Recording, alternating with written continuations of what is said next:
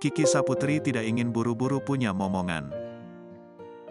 Presenter sekaligus pelawak Kiki Saputri tak mau buru-buru untuk memiliki anak. Istri Muhammad Chairi itu menyampaikan hal tersebut setelah ditanya soal program hamil dan memiliki anak.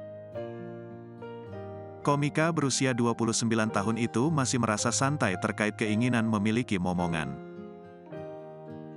Kiki Saputri mengatakan bahwa dirinya tak mau buru-buru untuk memiliki anak. Santai aja, kita masih menikmati proses-proses produksi ya. Jadi kita nggak buru-buru, kita fokus dulu, nikmatin dulu, ujar Kiki Saputri dikutip dari YouTube, Was-Was, Jumat, tanggal 25 Agustus tahun 2023. Lebih lanjut, Kiki Saputri juga menanggapi saat ditanya mengenai hubungan dengan sang suami, Muhammad Chairi yang semakin romantis dan lucu di sosial media.